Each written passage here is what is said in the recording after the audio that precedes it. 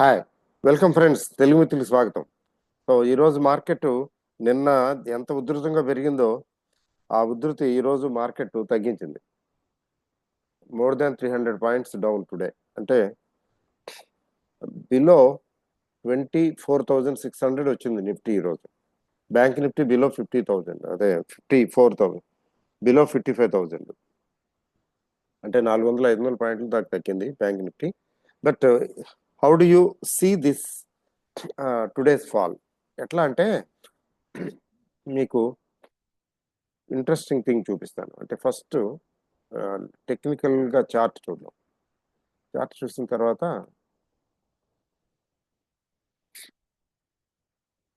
ఒకసారి చూడండి. ఇది 21 డే మూవింగ్ యావరేజ్, ఇది 50 day moving average. So 50 day moving average కంటే 21 డే మూవింగ్ యావరేజ్ స్పీడ్గా వెళుతున్నది. అంటే లాస్ట్ 21 days లో చాలా మొమెంటం వచ్చింది అని. అయితే లాస్ట్ 50 daysలో అంత రాలేదు. ఇప్పుడు నిఫ్టీ ఎక్కడుంది? 24,587, 578. ఇది చూడండి, this Nifty is above 200 day moving average. ఈ స్ట్రైట్ లైన్ చూసారా ప్యారలల్గా? ఇది 200 డే మూవింగ్ యావరేజ్. ఇది ఎప్పుడో దాటేసింది. నిన్నే గట్టిగా పెరిగింది కదా 900 పాయింట్ల పైన నిన్నే. తర్వాత ఈ 21 day moving average 200 day moving యావరేజ్ని టచ్ చేసింది. అంటే very short term it is bullish అని. అంత ఫాస్ట్గా వచ్చిందంటే very short term bullish. Long term is also bullish. దీని ప్రకారం అయితే లాంగ్ టర్మ్ కూడా బుల్లిషే కానీ కొంచెం స్లోగా ఉండొచ్చు, ఫాస్ట్గా ఏమి మూవ్మెంట్ రాకపోవచ్చు. ఎందుకంటే ఈ 50 డే మూవింగ్ యావరేజ్ కూడా ఈ 200 డే మూవింగ్ యావరేజ్ని టచ్ చేస్తే ఇట్ టేక్స్ టైం. అప్పుడు ఫుల్గా బుల్లిష్ అని చెప్పొచ్చు. కాబట్టి కొంచెం కండిషనల్లీ బుల్లిష్ నౌ. తర్వాత ఆర్ఎస్ఐ ఎలాగో చూడండి. ఆర్ఎస్ఐ 60+ ఉంది, 332 పాజిటివ్ ఉంది. ఇక్కడ డైవర్జెన్స్, ఎంఏసిడి డైవర్జెన్స్ పాజిటివ్లో ఉంది, 8.71 అట. సో ఇట్లా తీసుకున్నట్లయితే పాజిటివ్ మోడ్లోనే ఉంది. మరి ఈరోజు మార్కెట్ అంత పడిపోయింది ఏమిటి అంటే,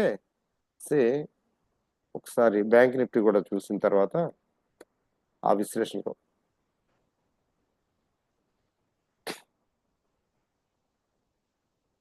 సో బ్యాంక్ నిఫ్టీ 54,916 అంటే బిలో 55,000.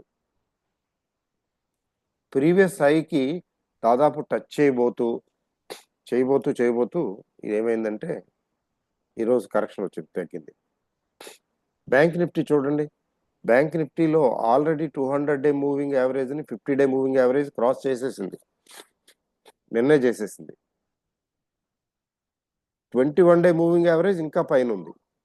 అంటే నిఫ్టీ కంటే బ్యాంక్ నిఫ్టీ ఎక్కువ యాక్టివ్గా ఉంది అని చెప్పాలి. అంటే ఎక్కువ బుల్లిష్గా ఉంది. అయితే ఎంఏసిడి కథనం ప్రకారం మాత్రం స్లోగా ఉంది. ఎంఏసిడి ప్రకారం ఆర్ఎస్ఐ కూడా 59 ఉంది. అంటే బుల్లిషే, బట్ ఆ బుల్లిష్నెస్ కనిపించడం లేదు, అంత స్పీడ్గా లేదు. అంటే ఇలా తీసుకున్నట్లయితే బ్యాంక్ నిఫ్టీ కూడా even though there is a golden cross over, దీన్ని గోల్డెన్ క్రాస్ ఓవర్ అంటారు. 50 day moving average 200 day moving average cross చేసి పైకి వెళ్తే ధైర్యంగా ఇన్వెస్ట్ చేయొచ్చు అని అంటారు. So that has already happened. అది నిన్న కన్ఫర్మేషన్ కూడా వచ్చింది, నిన్న పెరిగి. బట్ మూమెంట్ ఫాస్ట్గా ఉండే అవకాశం లేదు, కొంచెం స్లోగానే ఉండే అవకాశం ఉంది, బట్ బుల్లిష్గా ఉంది. Okay, so now question is,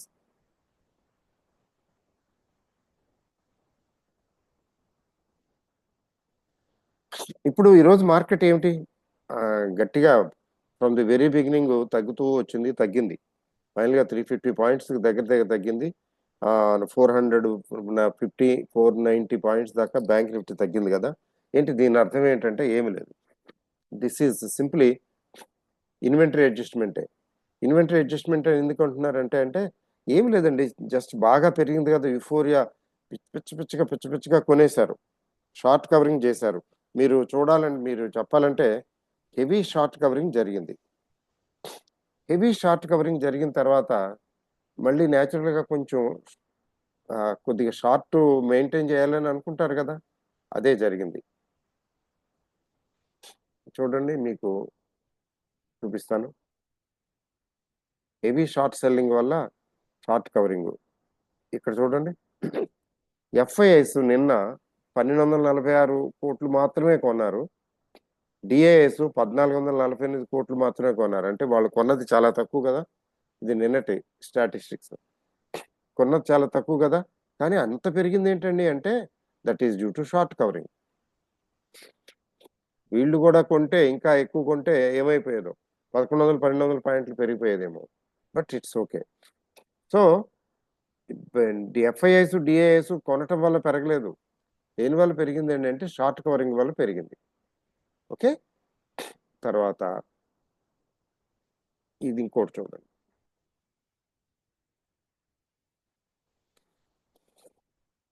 look at this advance decline ratio. చూడండి, అడ్వాన్స్ డిక్లైన్ రేషియో 1746 షేర్లు పెరిగితే 851 షేర్లు తగ్గింది. అంటే 2:1 రేషియోలో ఉంది. 2:1 రేషియో అంటే 2 షేర్లు పెరిగితే ప్రతి 3 షేర్లలో 2 షేర్లు పెరిగితే 1 షేర్ తగ్గింది. దీని అర్థం ఏంటంటే మార్కెట్స్ ఆర్ బుల్లిష్, అంటే బ్రాడ్ బేస్డ్ మార్కెట్ పెరిగింది అని.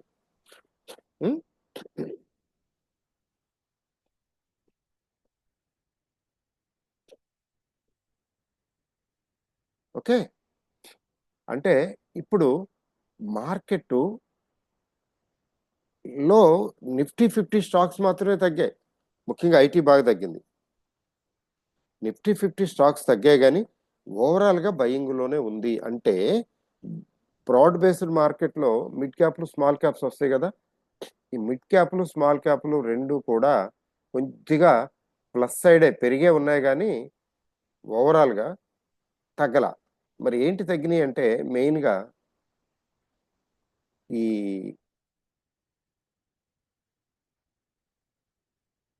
నిఫ్టీ 50 స్టాక్స్ కొన్ని తగ్గినాయి. అది అంటే ఏం లేదు, త్రిదళాల లాగా అంటారు కదా, ఆర్మ్డ్ ఫోర్సెస్ అంటే ఎయిర్ ఫోర్సును, navy, Indian navy, Indian air force, Indian army అంటారే, అలాగే మనకు 3 ఉన్నాయి స్టాక్ మార్కెట్లో. ఏంటయ్యి చెప్పండి? Reliance, TCS, HDFC bank top 3 కదా. ఆ 3 తగ్గితే చాలు, ఆ 3ని పడేస్తే చాలు, మార్కెట్ పడిపోతుంది. ఇన్ఫోసిస్ బాగా తగ్గింది, పవర్ గ్రిడ్, ఇటర్నల్ ఏముందిలేండి, ఇటర్నల్ పెద్ద ఏముంది కానీ టీసీఎస్ తగ్గింది 3% దగ్గర దగ్గర. నేను 5% పెరిగింది, ఈరోజు 3% తగ్గింది. భారత్ ఎయిర్టెల్ తగ్గింది, మరి రిజల్ట్ తర్వాత ఇది, రిజల్ట్ ముందు తర్వాత రేపు పెరిగిపోవచ్చు. భారత్ ఎయిర్టెల్ రిజల్ట్ మంచి రిజల్ట్ అని కదా అంటున్నారు కదా. హిండాల్కో కొద్ది తగ్గింది మెటల్స్లో, Tata consumer, Indus, Trent, Eicher motors, Tata motors కూడా దగ్గర దగ్గర 2% తగ్గిందండి.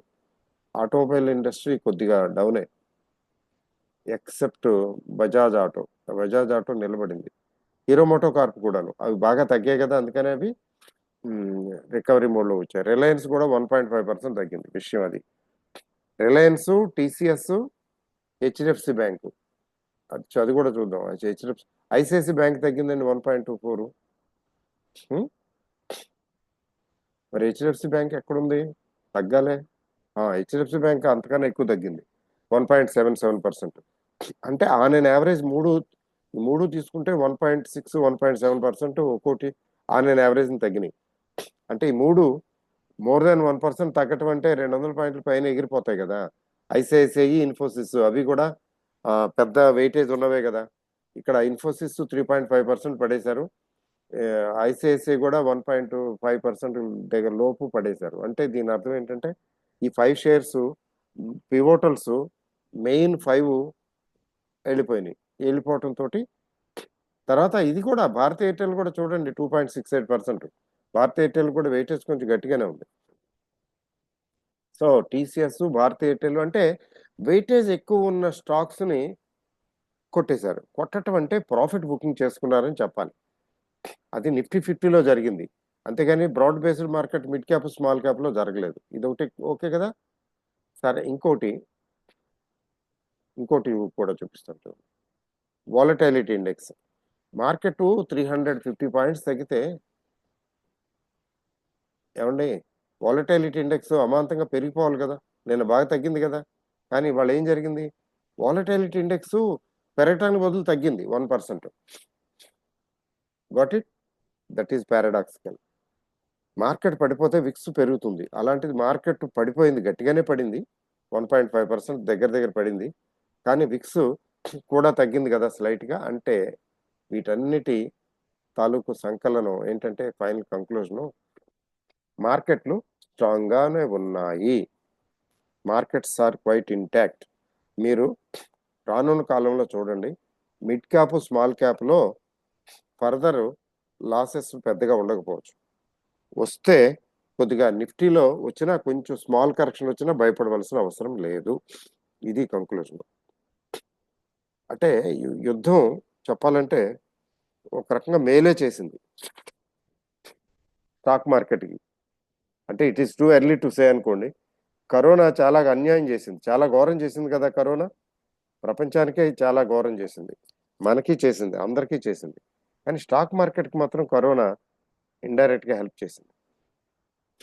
ఆ తర్వాతే కదా ఇంప్రూవ్మెంట్ వచ్చింది. తర్వాత government measures, make in India concept introduce చేసింది గవర్నమెంట్. ఎందుకంటే గ్రోత్ కోసం ఇన్సెంటివ్స్ ఇవ్వటం మొదలుపెట్టింది కదా మేక్ ఇన్ ఇండియా పాలసీ తోటి. ఈ మేక్ ఇన్ ఇండియా పాలసీ వల్ల కొన్ని ఇండస్ట్రీస్, ఫర్ ఎగ్జాంపుల్ ఈఎంఎస్ తీసుకోండి, electronic manufacturing services, electronic manufacturing companies, ఇవి ఓఈ మ్యానుఫ్యాక్చరింగ్, ఓడి మ్యానుఫ్యాక్చరింగ్ మీరు విన్నారా? Original equipment manufacturing, original design manufacturing. అంటే ఇంతకుముందు బయట తయారయ్యేవి ఇండియాకి వచ్చేటప్పటికి అవన్నీ ఇండియాలో తయారు చేయటం, డిజైన్ ఇవ్వండి చాలు, డిజైన్ మీద మేము చేసేస్తామని ఇండియా. ఈ వీళ్ళకి ఇన్సెంటివ్స్ ఇవ్వటం కొన్ని ఇండస్ట్రీస్, ముఖ్యంగా ఈఎంఎస్ ఎలక్ట్రానిక్ మ్యానుఫ్యాక్చరింగ్ సర్వీసెస్ వాళ్ళకి. అలాగే electronic items, consumer durables, consumer goods, వీటి మ్యానుఫ్యాక్చరింగ్ ఈ మధ్యన ఇండియాలో బాగా జరుగుతున్నది. జరగటం వల్ల ఏంటంటే మనం మన అవసరాలకే కాకుండా కొంత ఎక్స్పోర్ట్ కూడా చేయగలిగిన పొజిషన్కి వచ్చాము. ఆ ఇండస్ట్రీ డెవలప్ అవడానికి దోహదం చేసింది మరి ఈ మేక్ ఇన్ ఇండియా స్కీమే కదా. ఈ విధంగా తీసుకున్నట్లయితే కరోనా స్టాక్ మార్కెట్కి కొంచెం మేలే చేసింది. మరి అలాగే ఈ యుద్ధం కూడా పెద్దగా ఎక్కువ నడవలేదు కదా. ఎక్కువ నడిస్తే బోల్డ్ అంత లాస్ వచ్చేది కదా, ఇండియాకి వచ్చేది, పాకిస్తాన్కి ఎలాగో వచ్చింది, ఇంకా వచ్చేది. అసలే అతలాకుతలం అయిపోయింది. ఆ ఐఎంఎఫ్ వాళ్ళు ఇచ్చిన డబ్బులు సరిపోవు పాకిస్తాన్కి. అవన్నీ రిపేరు రీకన్స్ట్రక్షన్ చేసుకోవడానికే సరిపోవు, అలాంటి పరిస్థితి. అయితే ఈ విషయంలో డొనాల్డ్ ట్రంప్ గారు డైరెక్ట్గాను ఇండైరెక్ట్గానో చాలా మేలు చేశారు. ఎందుకంటే పాకిస్తాన్ పని అయిపోయింది. ఒక్కరోజు వెళ్ళి 2 సార్లు వెళ్ళి కొట్టేసి వచ్చారు కామ్గా. కొట్టేసి వస్తే వాళ్ళకి దిక్కుతోచక వాళ్ళకేం అర్థం కావట్లే ఏంటి జరుగుతున్నది అని. వాళ్ళు చూసే లోగానే వాళ్ళు ఎంత టెక్నాలజీలో ఎంత వెనకబడి ఉన్నారో, తర్వాత ముఖ్యంగా ఈ దీనిలో డిఫెన్స్లో ఎంత ఎంత ఇన్ఫీరియర్ స్టేజ్లో ఉన్నారో ఈ మధ్యన జరిగిన వార్లో తెలిసింది. అయితే ఏంటంటే వాళ్ళు న్యూక్లియర్ వార్కు కూడా సిద్ధపడ్డారు, లేదా పడబోతున్నారు అనేది ఒక రకమైన రూమర్. అది గమనించి, ఎందుకంటే వాళ్ళు డైరెక్ట్ కన్వెన్షనల్ వార్ చేయలేరు. ఇంకా వాళ్ళ దగ్గర ఏం లేదు చేయడానికి. చైనా వాడు ఇచ్చినవి సరిగా పేలలేదు. తీసుకెళ్ళి అక్కడ పెట్టుకుంటే, ఆడు పెట్టిన విమానాలు పెట్టుకుంటే వీళ్ళు వెళ్ళి పేల్చి పారేశారు మొత్తం అన్ని. అక్కడ ఎయిర్ బేస్లు కొట్టేశారు కదా. గిమానాలు చాలా ఎగిరిపోయినాయి. ఎన్ని వందల కోట్లు, వేల కోట్ల నష్టం అనేది మనకు తెలీదు. But loss was there. So, ఈ విధంగా ఏంటంటే ఇక డెస్పరేట్ అయ్యి అసలే వాళ్ళు డేంజరస్ ఇది గదా! వాళ్ళు డెస్పరేట్‌గా అణుబాంబులు అంటే న్యూక్లియర్ వార్ టైప్‌కి ప్రిపేర్ అవుతున్నారనేటువంటి అనుమానం ఆహ్, ట్రంప్ గారికి వచ్చుండాలి. ఇట్లా ప్రిపేర్ అయితే వాళ్ళు ప్రిపేర్ అయితే మనం అవ్వమా? మనం ఉన్నాం గదా రెడీగా. ఫస్ట్ మనం యూజ్ చేయం. అయినా గాని వి విల్ థాట్ మొత్తానికి తిప్పి కొడతాం గదా! మన దగ్గర టెక్నాలజీ ఉంది. సో, ఇది చాలా అనర్థం జరిగుండేది. ఆవేశపడితే. ఇంకా ముందు ముందు ఆవేశపడితే. ఎందుకంటే అవతలోడు పిచ్చోడు.